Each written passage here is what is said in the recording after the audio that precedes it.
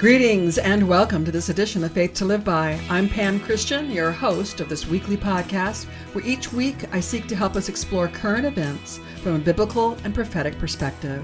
For the past couple of weeks, we've been exploring how governments of the world are imposing various restrictions on their citizens for all types of basic living activities, including employment, shopping, and travel. My guest again today is Twila Brase, helping us understand how the Real ID Act in the United States runs a parallel with the restrictions many other nations are imposing on their citizens, and how all such requirements are efforts to extinguish any and all personal freedoms and liberties, to enslave the people of the world under a single totalitarian oligarchy. Not sure if what I just said is true? Then sticking around to listen to this entire podcast is even more important for you to make certain you are not deceived. No one wants to be deceived, yet, as I've often said, unless we intentionally examine what we believe and why we believe as we do, we can easily be deceived and not realize we are. After all, it is the very nature of deception that the victim is unaware. I know my audience is well informed and able to recognize such restrictions as the Real ID Act have been systematically implemented to incrementally bring all the people of the world under the control of a one world government. This is all part of the long-term goals that the self-anointed oligarchs have been working for decades upon decades to enslave the people of the world under what they call the Great Reset, to establish their multinational entity for a one-world government. If you don't believe that there has been such a group effort to extinguish your personal, God-given freedoms, then you are among those who have been utterly deceived by their highly orchestrated manipulation tactics. If you still trust your government, regardless of what nation you reside, you have become prey to their agenda. Mel K was my guest not too long ago, who perhaps more succinctly than most is able to articulate the reality of the world's condition with the explanation of how we got to the point we are, which is exceedingly dangerously close to being conquered by evil. Evil working through power-hungry and greedy men and women who believe they are in a position to act as God over all humanity. Mel K wrote in her book, titled Americans Anonymous, Restoring Power to the People, One Citizen at a Time, quote, "We are in the battle of our lifetime, and possibly an epic battle unlike anything we have seen in the past. With the specter of global totalitarianism looming, not one nation or principality, but the entire world is at stake. As I say all the time, they are not after the United States. They are after conquering and capturing the world, and the United States is in the way. Once they defeat and destroy our nation from within and from without, they can easily take the rest of the world. That is why we must stand in our power, remain firm in our commitment to truth, be fearless and brave, refuse to comply, and neither capitulate nor allow one more inch of infringement on our sovereignty or freedom." End quote. The time for us to stand strong against the evils in this world is now more than ever. As God has prophetically promised, He has been exposing all manner of evil wherever it exists, so His children, that is, all Christ believers worldwide, can unite in prayer, using our spiritual weapons of warfare to defeat the enemy. There is no power and authority the enemy fears more than that of Christ at work in and through His people. As God's people in this world have become more aware of the extent of evil, we are uniting in our assignment to call and tear down evil.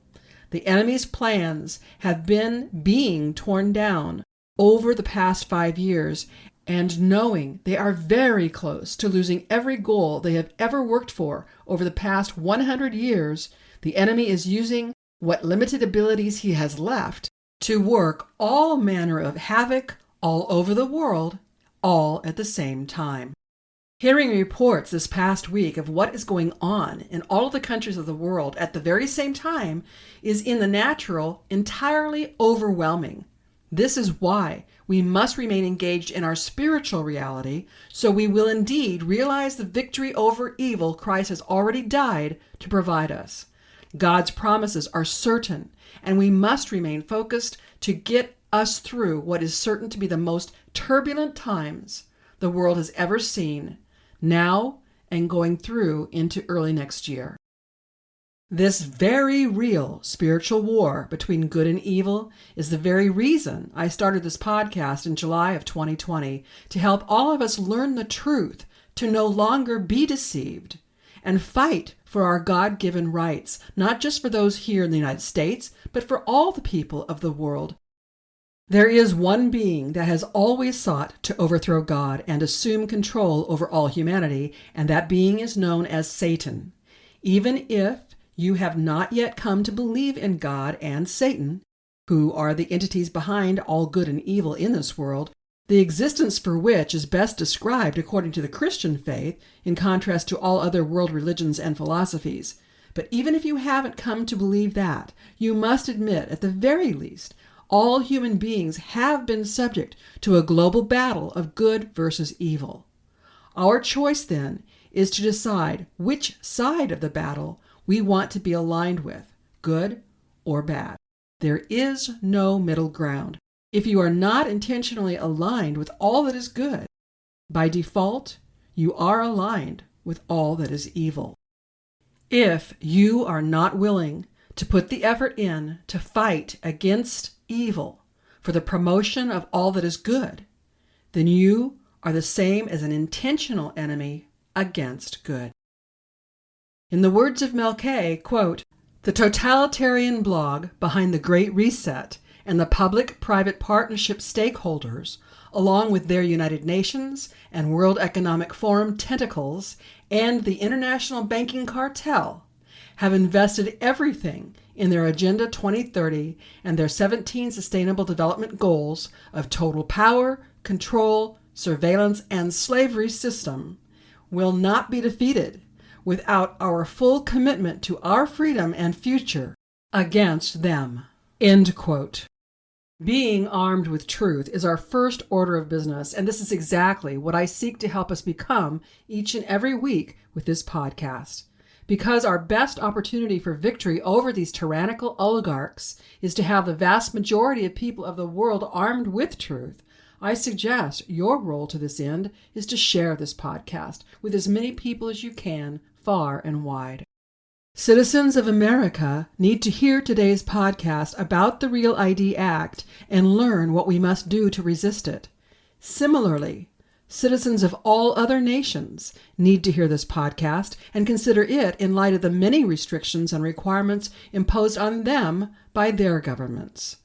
Because of the significant advancement of evil in our day, all of us must become intentional about our existence, our alignments and affiliations, and much more fully and properly aware of the impact sinister forces are having upon us, our lives, our families, our societies, our culture, values, and ethics, and we must be willfully engaged in the fight against evil. We must take responsibility for the fact that evil has advanced to the state it has because too many of us have been apathetic and complacent and generally disengaged in society, abdicating our civic responsibilities to others who do not have our best interest at heart.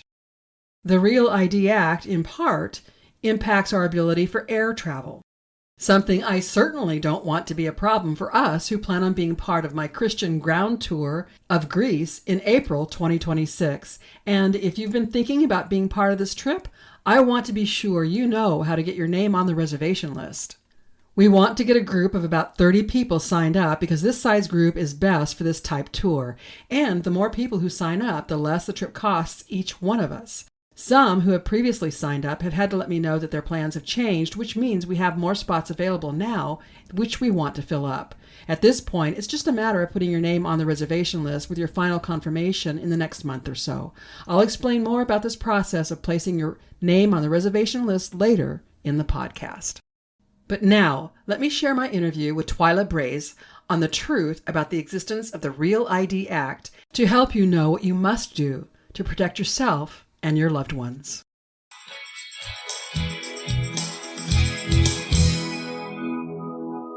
I want to move now on to how this whole HIPAA awareness allowed you to become aware of the deception with what's known as the Real ID in the United States. Okay, let's talk about that now. Yeah, so I think Real ID is in the news because the government is saying you can't fly without it, that sort of thing. That's a lie. Just, I'll just start out right here. You can't fly is a lie. But I think the history of it is beneficial for people to understand and why we are where we are now, because this law for the Real ID passed in 2005. It passed through the U.S. Senate without a single hearing. It was just tacked onto a must-have defense spending bill, and they never had a hearing. They never had a vote. They had nothing. It just appeared for the final vote on the defense spending bill. So it was put in there without proper vetting and without proper time for the American public to even understand what was happening. So that too was a bit of a deception. And what the law says is it's essentially telling the states that they need to change their driver's licensing system to now create a federal ID. So the Real ID is not a state driver's license. It's not a state ID. It's not a state ID that simply, or a state driver's license that simply has a star on it. It is a federal ID, a federal identification card for a national surveillance system.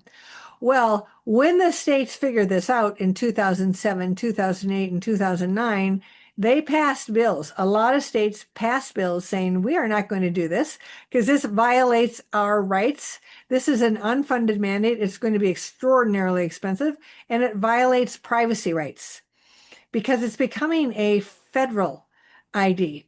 And it's not just for flying. So you have to understand what the law says. The law says that that under the definition section, there's a definition of official purposes. And so this is the official purposes for the Real ID. And so it says that the official purposes for the Real ID are for access to federal facilities, access to nuclear facilities, access to commercial flight. And then it adds these words, and for any other purposes that the Secretary shall determine. So this is not limited to flight or federal buildings and nuclear facilities. Nope. The Secretary, all by him or herself, without going back to Congress or back to the president, could decide things like, well, you need a Real ID to buy a gun. You need a Real ID to access medical care. You need a Real ID to get married, to go to college, to rent a car, to rent a hotel room, to open a bank account. This is what's happening with national IDs around the globe. These are the kind of things that they cannot do without their national ID. What's being created here is not only a federal ID, but a national ID. And this, of course, we are a country of 50 states who limited the federal government into what they could do and put that into the Constitution. And all the other rights in the 10th Amendment, it says all the other rights are accorded to the states and to the individuals. Well, this is the federal government commandeering the states, getting them to pass laws to say, we will conform with Real ID. We will do whatever the federal government wants us to do. We will print federal ID cards. We will agree to not call them federal IDs. We will still have them look like a state ID. Essentially, the federal government hijacked the DMVs, and the DMVs played along with it. And so now the American public thinks that what they have are state driver's licenses with a star. So, in 2007, 2008, 2009, all these states, said no, and Real ID got stuck. And it got stuck for about 9 years. And then President Obama, at the end of 2015, shouted from the rooftops that you will not be able to fly in 2016 if you don't have a Real ID. Well, this was the first time that the major media probably even knew this. Anyway, they picked up on it. They heralded it everywhere. And now you had constituents of state legislators contacting them and saying, fix this. I have summer homes. I have winter homes. I've got children. I've got grandchildren. I got places to go. I've got vacations to take. I need to fly. So everybody just believed President Obama, and state legislators 9 years later, they just gave up. They gave up states' rights. They gave up individual rights. They gave up privacy rights. They didn't stand up like the legislators in 2007, 2008, and 2009. And so now here we are. So that was 2016, where 2016, 2017, and 2018, states all moved to conform with the federal government. They bowed to their constituents without telling their constituents that they were giving up their constitutional rights. And so now you have all the states who have agreed to conform with the Real ID Act, agreed to issue federal IDs under federal control. But COVID interrupted that a bit.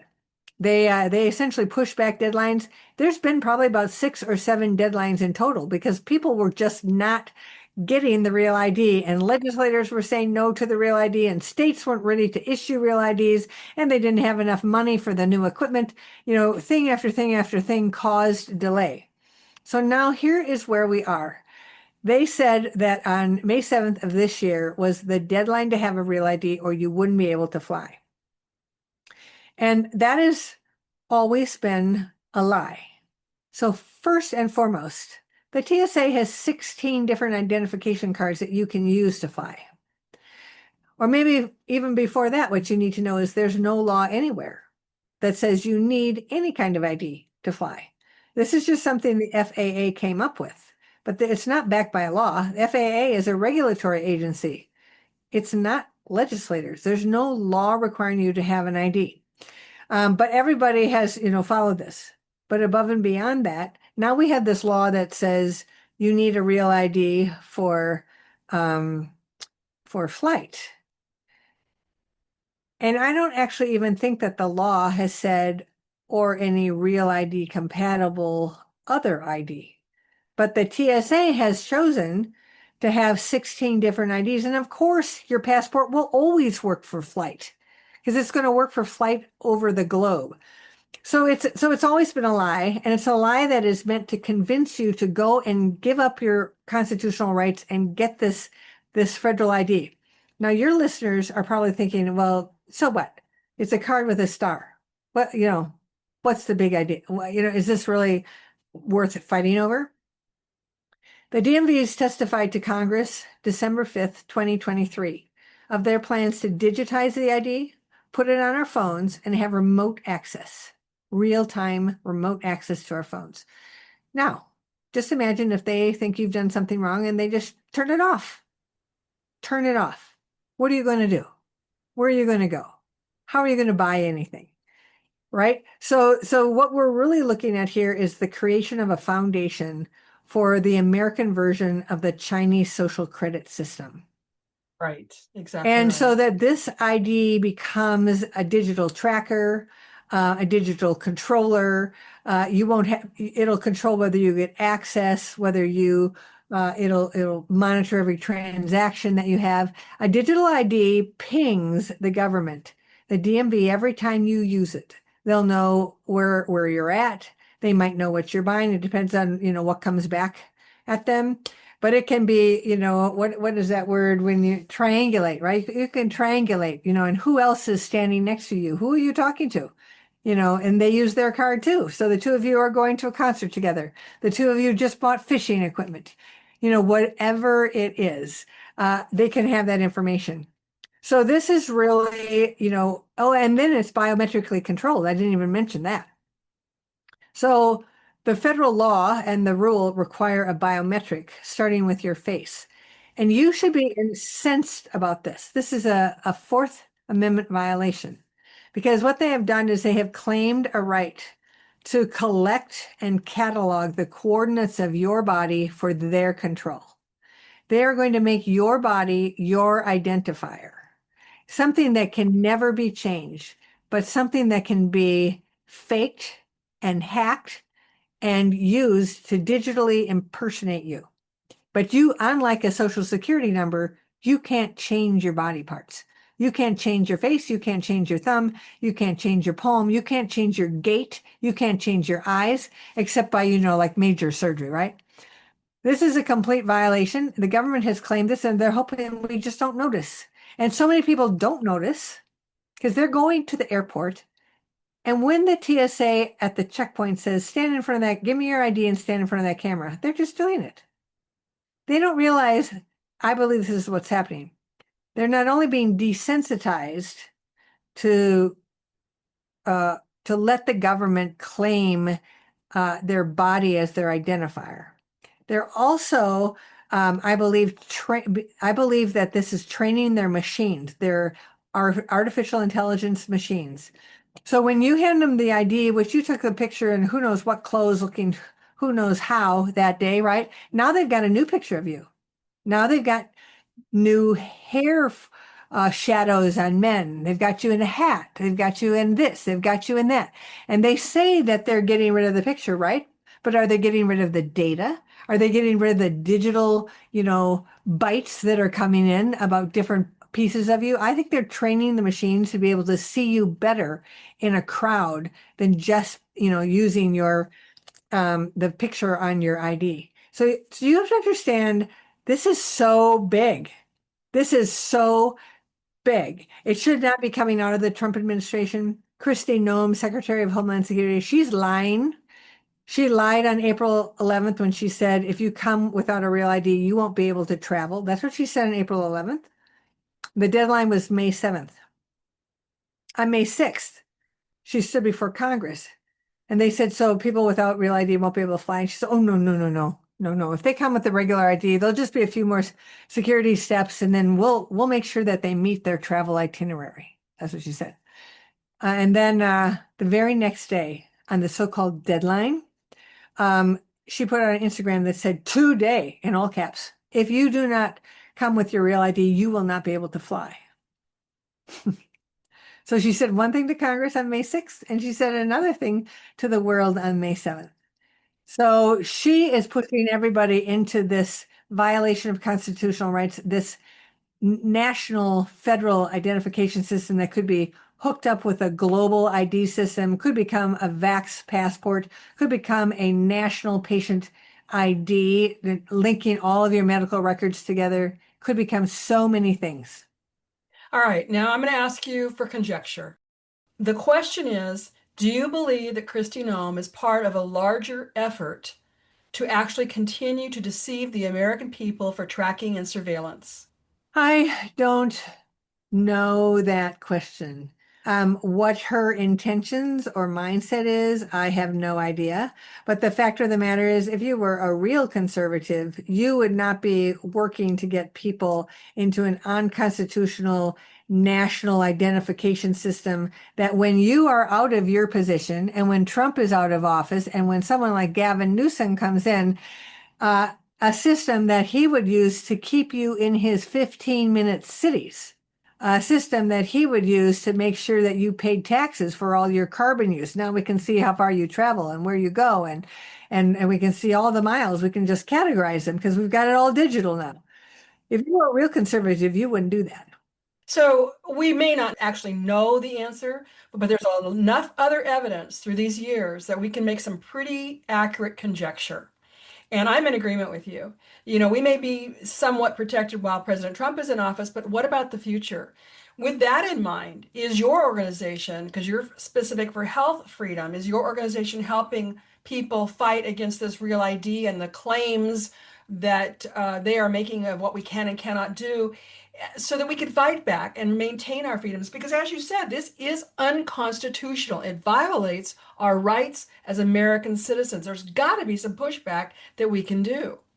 Yeah, I think it was Brett Weinstein who called it the possibility that we'd be going to some sort of totalitarian system, because that's what it sets up. That's what's happening with it in China. Why would we do it in the United States? So our organization is leading the charge. I realize we're a health freedom organization, but we also know that this will lead to no card, no care.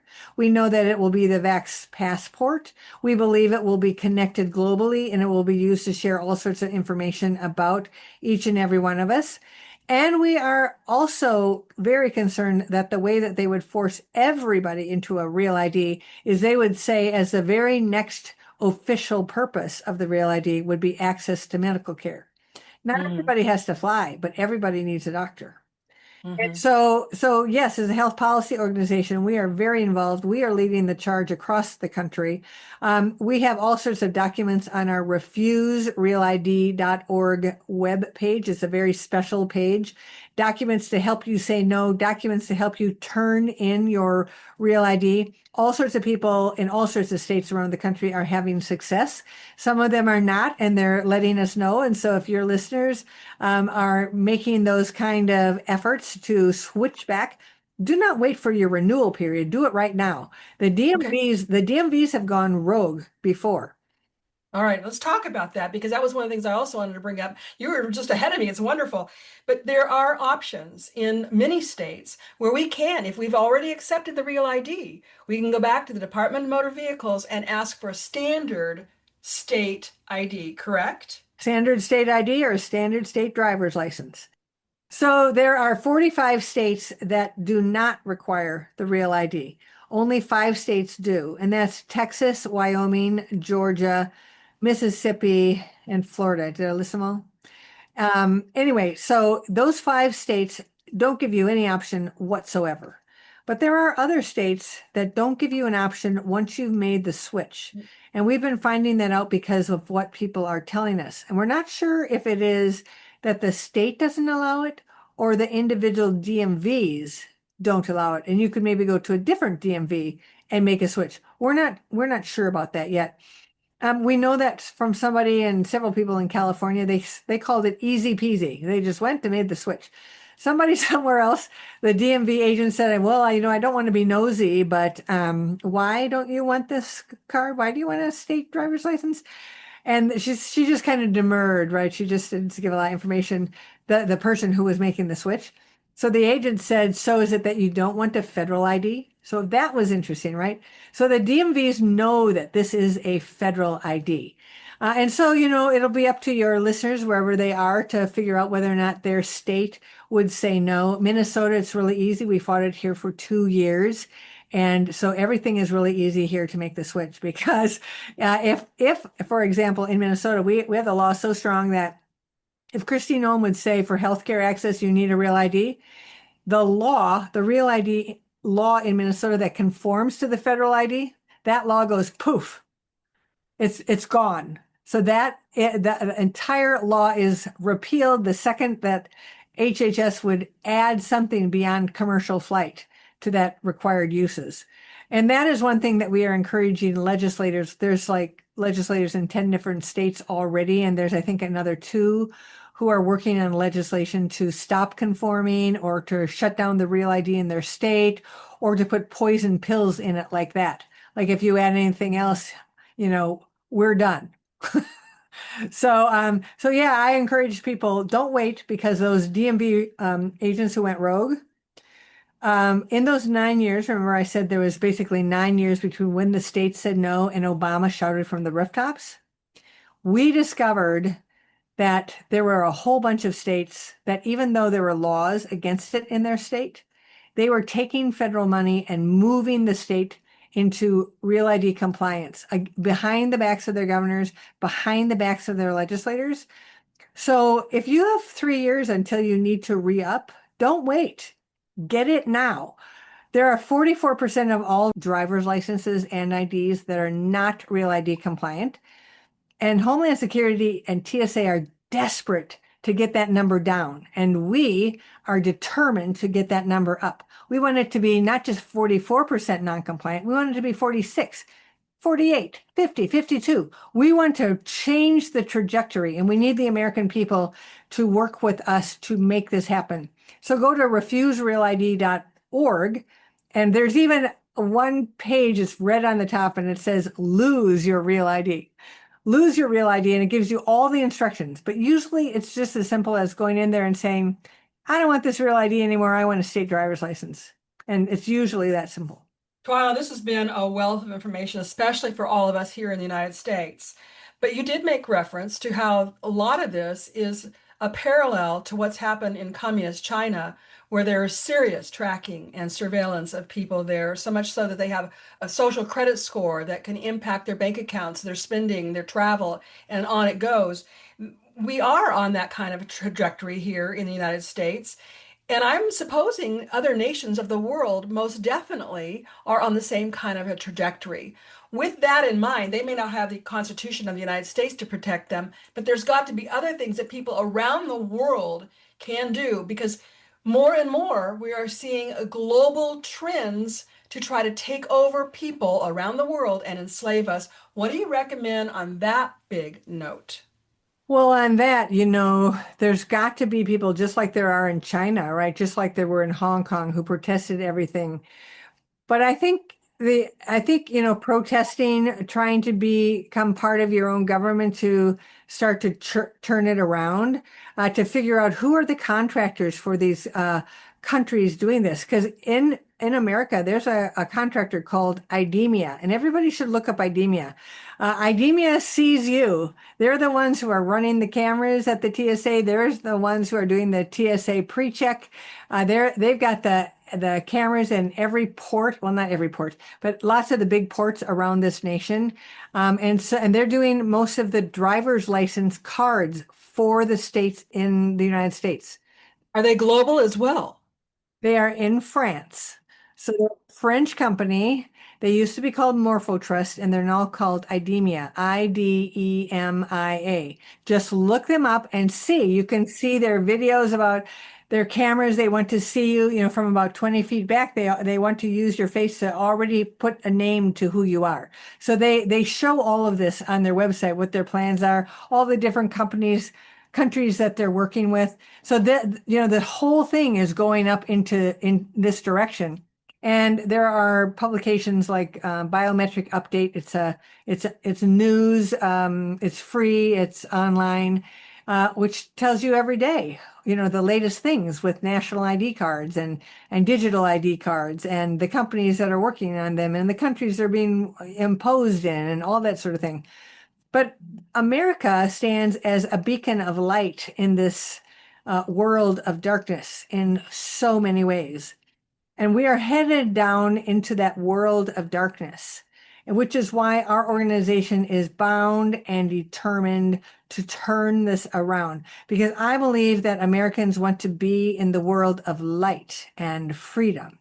And they just think that digital ID is convenient and they don't really realize anything about the real ID. So they've been duped in so many ways. And if they understand the chains that are coming around their hands and around their homes and around their country through a national and federal digital ID biometric controlled system that they can be tracked and they can be controlled from anywhere, they are not going to agree to this. So I want to just say thank you for having me on to talk about this. All right, now, Twila, we've talked a lot about HIPAA, we've talked about Real ID, and that's very specific to the United States of America. Now, I know that as things go in the United States, there is something of a forerunner to the rest of the nations in the world. And I'm very concerned with what's been going on with the globalists, that there are many other nations in the world that are being subjected to the same kind of tracking and surveillance that we're finding ourselves experience here in the United States. So speaking to my listeners from around the globe, because this is a global podcast, what would you say to them that they need to know that this is not just isolated to the United States, but they could take action in their own respective countries?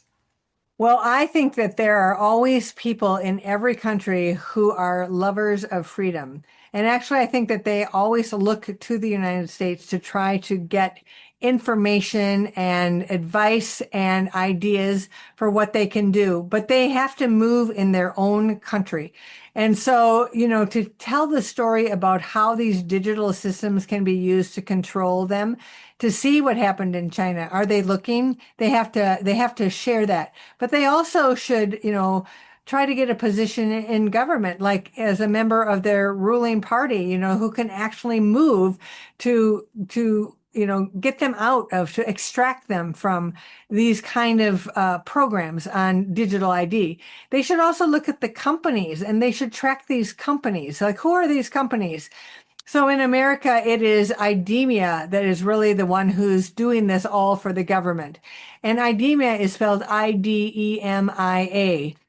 And IDEMIA is who's running the cameras at TSA PreCheck, who's running the entire identification system at TSA PreCheck, as well as the TSA checkpoints.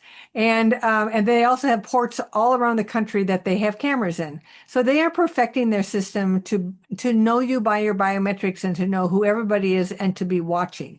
So I like to say, find out the companies that are doing these systems for the countries that they're in, and then start watching those companies. Start sharing with members of the political parties or the people who are in power about how this is impacting the country, impacting your freedom, impacting your privacy. See what they're doing. Don't just think that because you can't see anything around you that you're not being tracked, followed, and profiled, or that data isn't being collected on everything that you do because you have a digital ID. Don't think of this as a convenience. Understand that this is a method of control no matter what country you're in. It's not about convenience. This is about control. So you have to, think differently about it. Absolutely. Twila, we've just had an initial conversation of both HIPAA and the Real ID and how both of these really violate person's God-given rights, and that is international. Our rights from God are international, and I definitely want to have you back, especially as we're finding legislation and different things taking place that can help reverse this. I want to get some updates from you, so please make a point of putting me on your short list that I can have you back soon. Oh, absolutely. We'd love to come back. Thank you so much.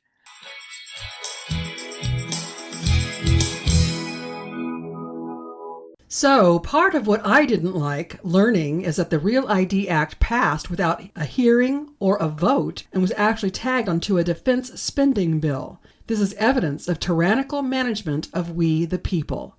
I also don't like that this is actually a method for the federal government to take charge over our state department motor vehicles, which usurps our state representation of us as citizens. The way this all came down means our legislators, who are supposed to represent us, gave up and allowed efforts that are entirely unconstitutional and that also promote globalism to prevail. The Real ID cards are said to have enhanced security aspects that make counterfeiting the ID more difficult.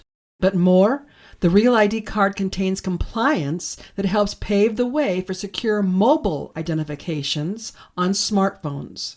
Claims are that this system will not create a federal database and that each state maintains their own records. So why are the feds involved in this ID process at all? There are just too many unsupported issues for me. Patrick G. Eddington, a senior fellow at the Cato Institute, wrote the premise for requiring the Real ID is the assumption that all of us are terrorists first and a citizen of the Republic a very distant second. Who do we have to thank for this terrible idea? The 9/11 Commission. In fact, it was one of its core recommendations. As the Commission noted in its final July 2004 report, quote, all but one of the 9/11 hijackers acquired some form of U.S. identification document, some by fraud. Acquisition of these forms of identification would have assisted them in boarding commercial flights, renting cars, and other necessary activities. In response, the Commission recommended that the federal government, quote, should set standards for the issuance of birth certificates and sources of identification such as driver's licenses, end quote. But the 9/11 report continued, quote, fraud in identification documents is no longer just a problem of theft. At many entry points to vulnerable facilities, including gates for boarding aircraft, sources of identification are the last opportunity to ensure that people are who they say they are, and to check whether they are terrorists, end quote. Eddington responds, quote, the entire notion that an identification card is the last opportunity to rule out terrorists is refuted by the fact that the most effective last-ditch protection against bad actors among the public boarding an aircraft is physical screening of the passengers themselves and their luggage, end quote. And of course, this physical screening of passengers and their luggage to discover if any weapons are attempted to be brought on board aircraft sets the population up to be even more accepting of personal biometric data collection under the guise of safety. But getting back to a point Eddington made that I really liked, he wrote, quote, "I'm not aware of a single post-9/11 incident in which an actual terrorist, such as the so-called shoe bomber or the underwear bomber, boarded an aircraft with a fake ID. Yet those two made it aboard aircraft with explosive or incendiary devices that could have brought down the planes they were on and killed all aboard. TSA's struggle with passenger screening technologies and procedures is well known and represents a far bigger safety issue than determining who is boarding a given aircraft by their ID card. The REAL ID Act effectively institutes a form of mass surveillance and verification that doesn't discriminate between those who have a given reason for suspicion and those who do not. The REAL ID Act also raises several constitutional issues that have never been adjudicated. The Supreme Court has consistently ruled that the federal government can't directly prohibit interstate travel, but by making it increasingly difficult to travel without REAL ID, the government accomplishes a similar result indirectly. The question becomes whether the security benefits of REAL ID justify the burden placed on particular modes of travel. The record to date clearly shows they do not.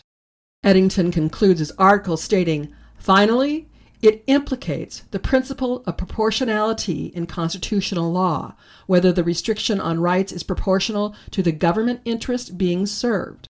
The differential treatment of air and rail travel exposes the hypocrisy and the inconsistency in how the government assesses security risks and the appropriate responses to those risks.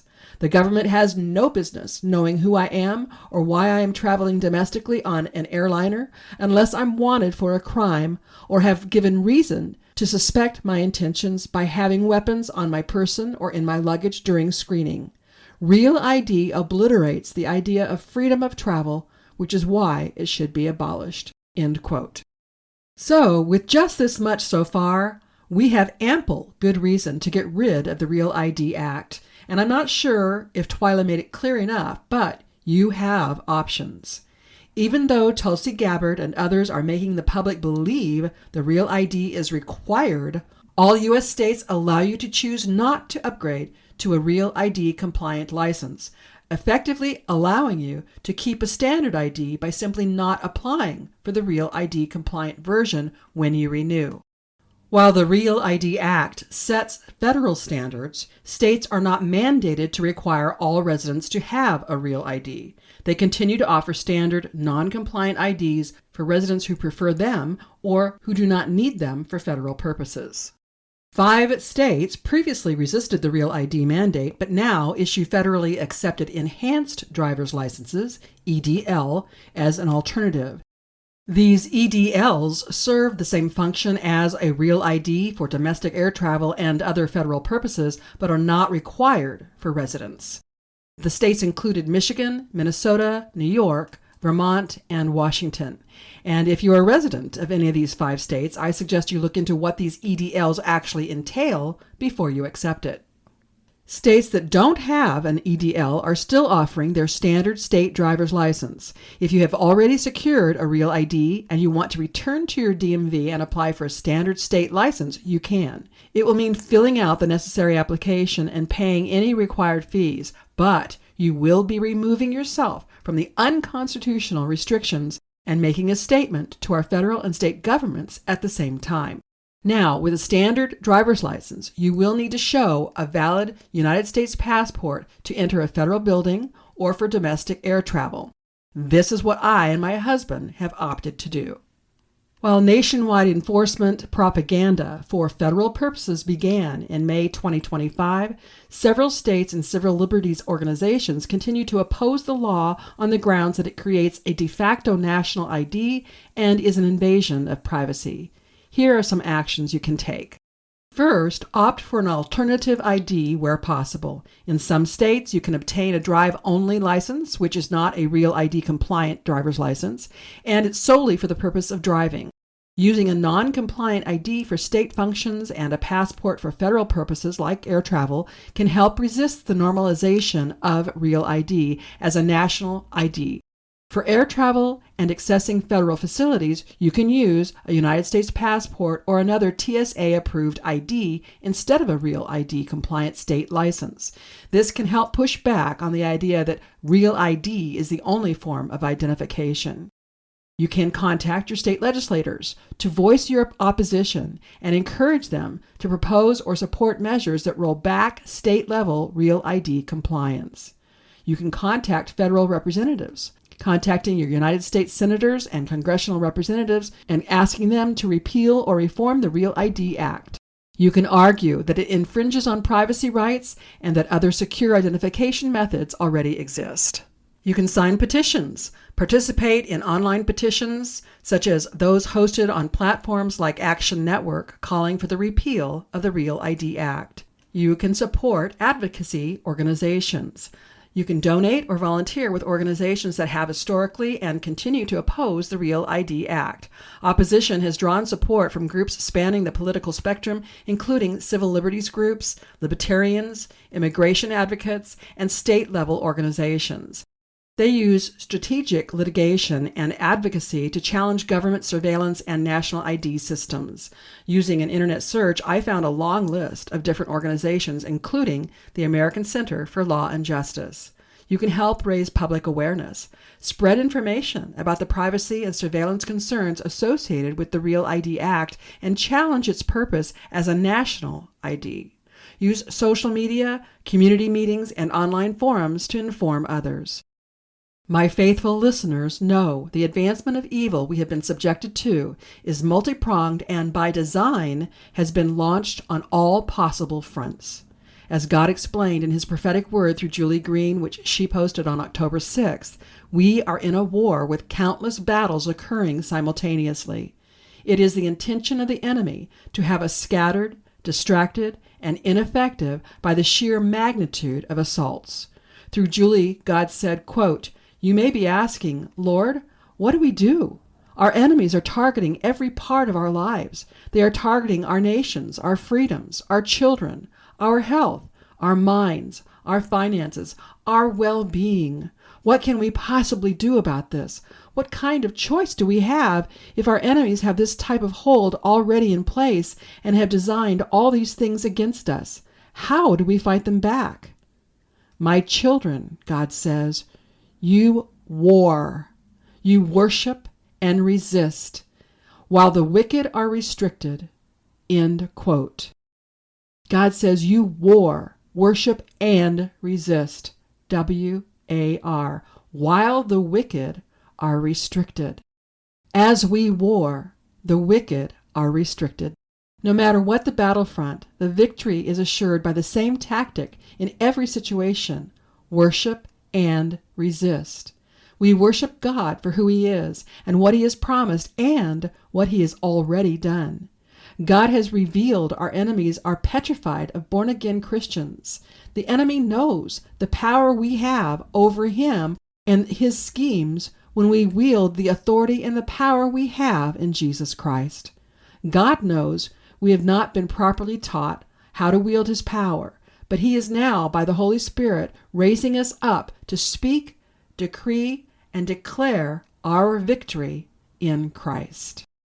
Next week, I plan on readdressing our world economy and financial concerns in light of the United States government being shut down, and all that entails, not just for Americans, but for the world. If you need a good shot of hope and encouragement, plan on joining me next week for more Faith to Live By. Now, I ask you to please listen to my closing announcements and to take advantage of the many goods and services I bring you in an effort to at least cover the costs of this podcast. The first announcement clarifies more about the changes to our Greece tour scheduled for April 2026. If you haven't yet signed up to join us, please listen carefully and follow the instructions because I really want all of us to be able to meet up in Greece.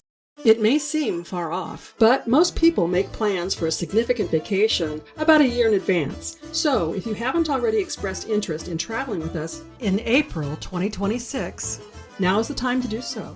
We want to have about 30 people total because this size group works best for the specific tour I have in mind. We'll be walking the footsteps of the Apostle Paul. I'm using the time between now and October 2025 to determine if we have enough interest, and the trend indicates we definitely should. We have just about 30 people on the list now, but I'd like to have more because when it comes to the actual day of making a commitment, things could have changed, and I want to be able to have at least 30 actually attend the tour. So, if you think you'd like to be part of the Faith to Live By Christian tour with me in Greece during April 2026, now's the time to get your name and number in your party on the list. There's no obligation at this point, you're just expressing your interest. Attendees need to arrange their own air travel to and from the Athens International Airport. To get your name on the list, send an email to faithtoliveby@PamelaChristianMinistries.com with the word Greece in the subject line. In the body of the email, provide your name, contact information, and number of people you expect to be in your party. This will place your name on the interested in attending list, but does not obligate you in any way. It merely assures you have first right of refusal when down payments are due.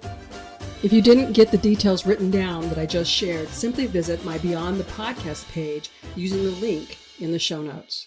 If you like what you hear from me with this podcast, I highly recommend my book series, my award-winning blog, and consider signing up for my certificate course in apologetics. My aim with that course is to help people learn how not only to use apologetics to share truth with others, but to help Christian leaders incorporate apologetics into their respective ministries so more Christians are learning how to share their faith. You can learn more by using the link in the show notes. For now, I offer my weekly podcasts, my blog, and bi-monthly e-newsletter at no cost. And certainly I have hard costs associated with doing all I do. If you've been blessed by my work and would like to help my work reach others, why not consider partnering with me? For as little as $10 a month, you can become a partner. Then together we can reach even more people for Jesus. Simply visit my Pamela Christian Ministries homepage and then click on the Give button at the top menu bar. Or if you prefer, you can go directly to the Give page using the link in the show notes. To become a partner, you can use my PayPal or Venmo account, but you will also see other ways you can support my work on that page. Whether you choose to become a monthly partner, give a one-time donation, purchase my books and products from my web store, or support my affiliate sponsors, anything you can do to help me continue this work would be greatly appreciated. And as always, your prayers and telling others about me and my ministry work is much needed. When it comes to my selection of affiliate sponsors, I first look for Christian-owned and operated businesses, and I make a point of personally using the products or services so I can fully endorse them. I seek sponsors that offer products or services you can get via the internet worldwide, and I specifically consider what is common to most people universally. So you'll find health, beauty, and wellness products through Dr. Zelenko's Z-Stack supplements and from QE Strong. Dr. Zelenko's Z-Stack supplements are truly amazing and are available to my listeners for a 5% discount per purchase or a 10% discount for a monthly subscription using the promo code FTLB. You may have heard my interview with Rob Renee about QE Strong.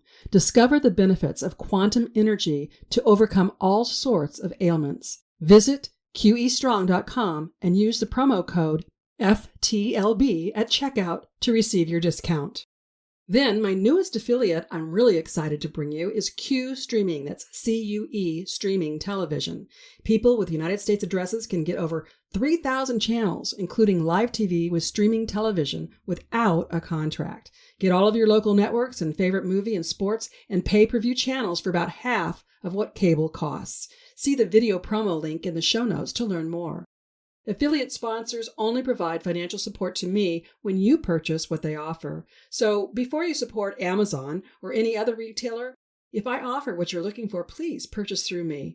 When it comes to special occasions, birthdays, or Christmas gifts, consider my books, jewelry, CDs, and more from my web store or any of the affiliate goods and services I offer. When you purchase from my web store, be sure to use the promo code TRUTH, TRUTH, to receive a 20% discount. Again, you'll find all the links in the show notes. If you like the content and resource material I bring you with this podcast, you'll find much more by connecting with me through my blog. In fact, my blog has been awarded 2 unsolicited awards for Christian content. And I'm also very active on social media. I can cover much more on social media than I can with this weekly podcast. And if you're not already subscribed, please subscribe to my complimentary bi-monthly e-newsletter. I offer encouragement, special offers, and one of my signature recipes with each and every edition. Yep, I'm a foodie and I love to entertain, which is why Faith, Family, Friends, and Food is a bonus segment of my bi-monthly e-newsletter. To receive even more, please be sure to check out my dedicated podcast listeners page, Beyond the Podcast. Here's where we can connect exclusively and you can download complimentary devotionals, resources, and more. On that page, I also ask you to help me learn more about you and what you want by completing the form visible once you scroll down that page. And something that is very easy for you to do and would mean a lot to me is for you to rate, subscribe, or comment on this podcast according to what your preferred listening platform allows.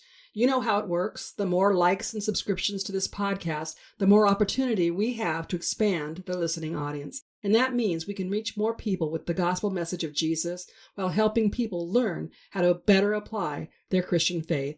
I hope you'll join me next week and tell your friends and family to listen right here on Faith to Live By, where we learn how to gain spiritual victory over life's issues. Until next week, I'm Pam Christian, asking you to remember Christ died for us. The least we can do is live for Him.